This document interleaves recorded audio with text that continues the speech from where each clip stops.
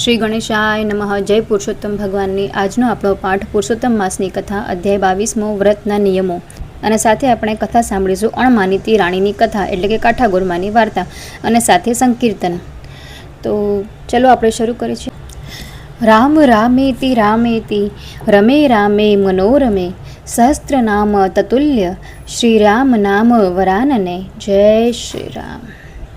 બોલો જય શ્રી રામ.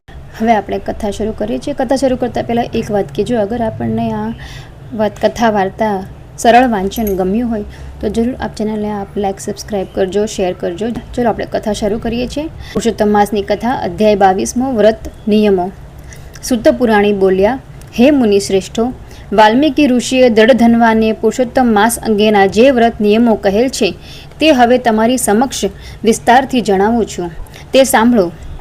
ઘઉં, ચોખા, બધા ધોળા ધાન્ય, મગ, જવ, તલ, વટાણા, ડાંગ, સામો, વાસ્તુક શાક, હિલ મોચિકા ભાજી, આદુ, કાલ શાક, કાકડી, કેળા, સિંધા લૂણ, સમુદ્રનું મીઠું, ગાયનું ઘી, દૂધ, દહીં, ફણસ, કેરી, હરડે, પીપર, જીરું, સૂંઠ, આંબલી, સોપારી, લવલી, આમળા, શેરડી આદિ હવિષ્યાંત પુરુષોત્તમ માસમાં લેવું. સર્વ જાતના અભક્ષ્ય માંસ, મધ, ભાતનું ઓસામણ, ચોખા, અડદ, રાઈ, માદક પદાર્થ, બે દાળ થાય તેવું ધાન્ય, તલનું તેલ, ઝેર કાકરાથી દૂષિત થયેલ, વાણેથી દૂષિત થયેલ તેમજ પારકું અન્ન ન લેવું. પરસ્ત્રીનું સેવન ન કરવું. તીર્થ સિવાય બીજી યાત્રા ન કરવી.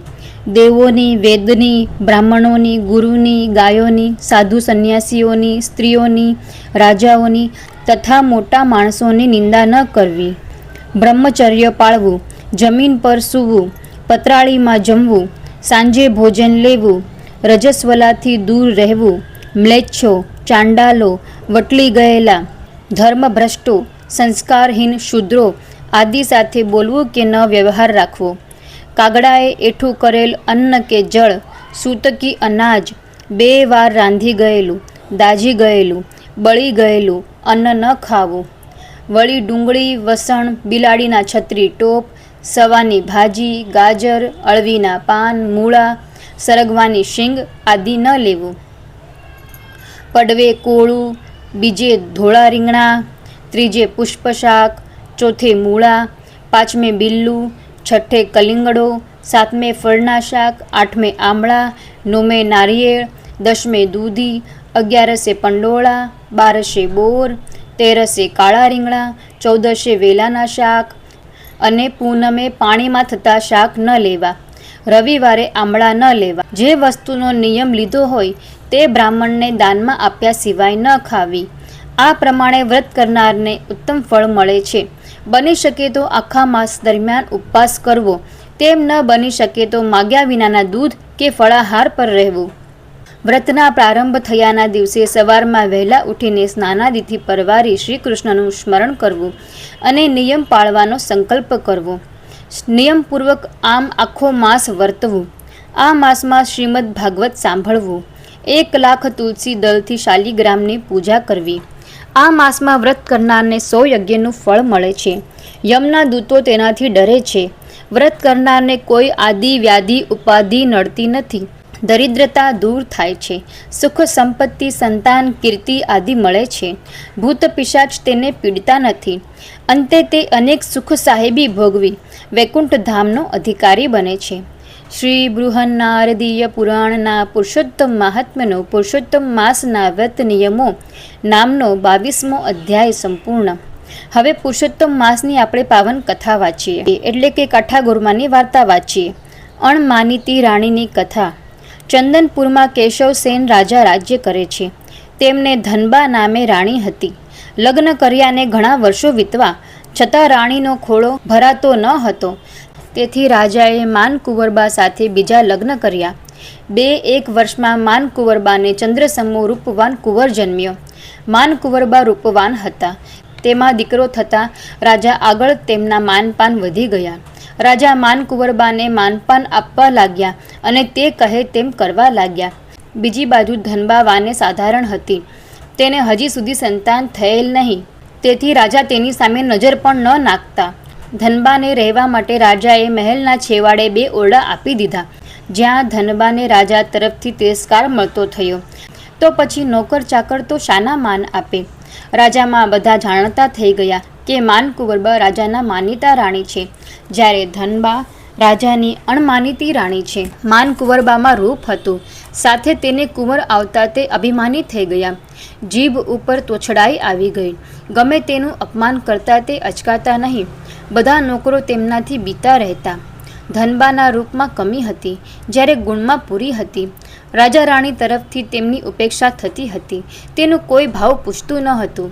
તેમની પાસે બેસીને કોઈ 2 મીઠા બોલ પણ બોલતું ન હતું.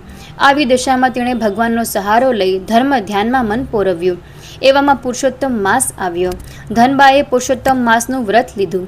તે દરરોજ સવારે વહેલા ઉઠી નદીએ સ્નાન કરવા જાય, કાઠાગોરમાનું પૂજન કરે તથા કથા વાર્તા સાંભળે, દાન દક્ષિણા આપે અને એકટાણું કરે. માનકુંવરબા ધનબાને આ બધું કરતા જોઈ હસે, તેની ઠેકડી ઉડાડે, ભક્તાણી કહીને ધનબાને સંબોધે. રસોડાનો કારભાર નવી રાણીના હાથમાં હતો, તેથી ધનબાને એ જૂઠું ખાવા મોકલતી. તે એમ ઈચ્છતી કે તેનું વ્રત ભાંગે તો સારું. ધનબા સમજ્યું હતી, એ જાણી ગઈ કે માનકુંવર એના વ્રત તોડવવા માંગે છે, તેથી તેણે એકટાણું બંધ કરીને ઉપવાસ આદર્યા. આથી કરીને માનકુંવરના પેટમાં તેલ રેડાયું. એણે તો રાજાને ભંભેરવાનું ચાલુ કર્યું. તેણે રાજાને કહ્યું, આ તો ફક્ત પુરુષોત્તમ માસનું બહાનું છે. ખરી રીતે તે તમને મારી નાખવા માટે આ બધું કરી રહેલ છે. તમે મરો તો એના પિયરિયા રાજ કરે. કાચા કાનના કેશવસેને રોષે ભરાઈને ધનબાને પોતાના મહેલમાંથી કાઢી મૂકી. બિચારી ધનબા તો રડતી કકળતી ચાલી નીકળી. ઉપર આભ અને નીચે ધરતી. ભગવાનનો ભરોસો હતો. આંખમાંથી આંસુઓની ધારા વહેતી હતી. ઉપવાસને લીધે શરીરમાં અશક્તિ હોવાથી તે લથડિયા ખાતી આગળ ને આગળ વધતી હતી. રસ્તામાં એક ગાય મળી. તે તરસે તડફડતી હતી.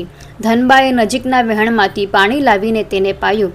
ગાયે પાણી પીધા પછી તે આગળ વધી. આગળ જતાં એક જીર્ણ શિવાલય આવ્યું. ધનબાએ તેને વાળી ચોળીને સાફ કર્યું. આંગણામાં પાણી છાંટ્યું. સરોવરમાંથી જળ લાવી શિવજીને સ્નાન કરાવ્યું. પછી બીલીપત્ર લાવી શિવજીની પૂજા કરી. આગળ જતાં રસ્તામાં 2 ઝઘડતા નાગ જોયા. ધનબાએ બંનેને હાથ જોડીને વિનંતી કરી એટલે બંને શાંત થઈ ગયા. રાણી તો થાક ખાતી ખાતી આગળ ને આગળ વધી જતા હતા. ઉપવાસને લીધે અને થાકને કારણે તેમને આંખે અંધારા આવતા હતા, પગ લથડાતા હતા. ધનબા તો એક ઋષિના આશ્રમ પાસે બેભાન થઈને ઢળી પડ્યા. ઋષિ મહાજ્ઞાની હતા.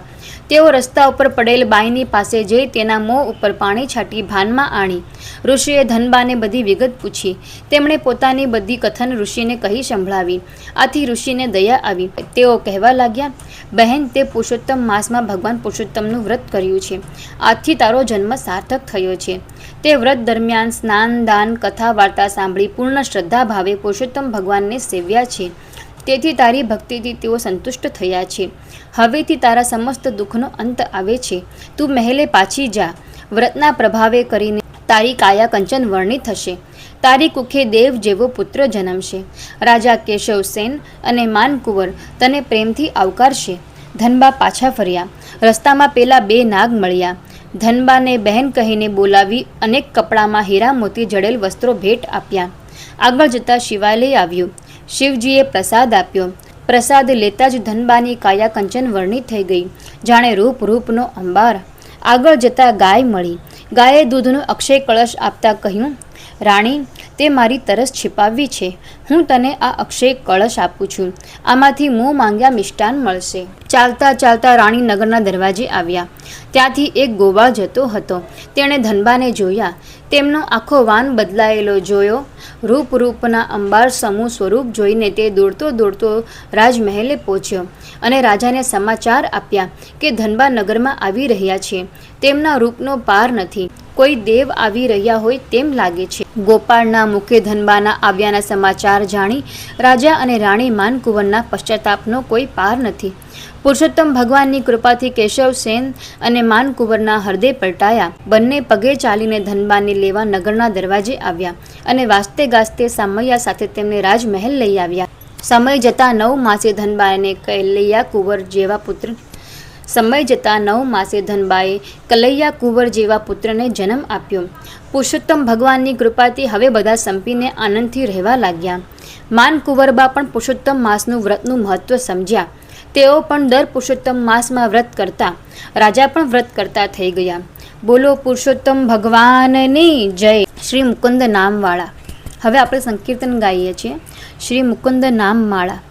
જય જય મુકુંદ સુખમય મુકુંદ ચિન્મય મુકુંદ નિર્ભય મુકુંદ હરિહરિ મુકુંદ નરહરિ મુકુંદ માધવ મુકુંદ કેશવ મુકુંદ ભૂધર મુકુંદ હલધર મુકુંદ શ્યામલ મુકુંદ કોમલ મુકુંદ વ્રજપતિ મુકુંદ પશુપતિ મુકુંદ ગોપતિ મુકુંદ શ્રીપતિ મુકુંદ જનપતિ મુકુંદ નરપતિ મુકુંદ સત્યપતિ મુકુંદ સદગતિ મુકુંદ સુરપતિ મુકુંદ નિધિપતિ મુકુંદ મતિપતિ મુકુંદ ક્ષિતિપતિ મુકુંદ પયહર મુકુંદ દધિહર મુકુંદ મનહર મુકુંદ ભવહર મુકુંદ મદહર મુકુંદ બકહર મુકુંદ અધહર મુકુંદ ભયહર મુકુંદ જયકર મુકુંદ હિતકર મુકુંદ શ્રીકાર મુકુંદ શુભકર મુકુંદ હરિવર મુકુંદ શ્રીવર મુકુંદ રઘુવર મુકુંદ યદુવર મુકુંદ ગુરુવર મુકુંદ નટવર મુકુંદ નરવર મુકુંદ સુરવર મુકુંદ અચ્યુતમ મુકુંદ અદ્ભુત મુકુંદ શાશ્વત મુકુંદ સુવ્રત મુકુંદ કારણ મુકુંદ તારણ મુકુંદ ભોજન મુકુંદ ભોક્તા મુકુંદ વિક્રમ મુકુંદ વામન મુકુંદ પદ્મી મુકુંદ પાવન મુકુંદ ઉદ્ભવ મુકુંદ સંભવ મુકુંદ કર્તા મુકુંદ ભર્તા મુકુંદ મંગલ મુકુંદ મોહન મુકુંદ ઉત્તમ મુકુંદ ગુરુતમ મુકુંદ યોગી મુકુંદ યોગી મુકુંદ ધાતા મુકુંદ સત્તા મુકુંદ ભાવન મુકુંદ જીવન મુકુંદ ગુણમય મુકુંદ નિર્ગણ મુકુંદ દિનકર મુકુંદ ભાસ્કર મુકુંદ ઈશ્વર મુકુંદ મહેશ્વર મુકુંદ મોક્ષદ મુકુંદ અભયદ મુકુંદ અવ્યય મુકુંદ પ્રત્યય મુકુંદ પાલક મુકુંદ પોષક મુકુંદ શિવધન મુકુંદ ચિદધન મુકુંદ વ્યાપક મુકુંદ રક્ષત મુકુંદ વંદિત મુકુંદ પૂજિત મુકુંદ પ્રભુવર મુકુંદ વિભુવર મુકુંદ સાધન મુકુંદ સિદ્ધિદ મુકુંદ ભુક્તિદ મુકુંદ ભક્તિદ મુકુંદ મુક્તિદ મુકુંદ શાંતિદ મુકુંદ સ્વસ્તિક મુકુંદ કામદ મુકુંદ અવિચળ મુકુંદ અનુપમ મુકુંદ આશ્રય મુકુંદ આત્મા મુકુંદ શ્રીમન મુકુંદ ભગવન મુકુંદ શંખી મુકુંદ ચક્રી મુકુંદ વ્યંકટ મુકુંદ વિઠ્ઠલ મુકુંદ એ હરિ મુકુંદ ભાવે ભજાય સો દુરિત જાય દુર્ગુણ તજાય એ હરિ મુકુંદ ભાવે ભજાય સદગુણ સહુ કષ્ટ જાય એ હરિ મુકુંદ સહેજે સમરાય શ્રમ નહીં જરાય ભવજલ તરાય એ હરિ મુકુંદ જો મુખ જપાય કલિમલ કપાય કેશવ પાય ટળતા અપાય સુખ નવ મપાય જંજય મુકુંદ પદમાં સ્થપાય. અનુષ્ટુપ છંદ. મુકુંદ નામ રત્નોની માળા જેણે કરે ધરી અથવા કંઠમાં પહેરી તે ન આવે ભવે ફરી. બોલો જય પુરુષોત્તમ ભગવાનની જય. આપને આ કથન સરળ કથા ભક્તિ કેવું લાગ્યું તે તમે કમેન્ટ કરીને જરૂર જણાવો.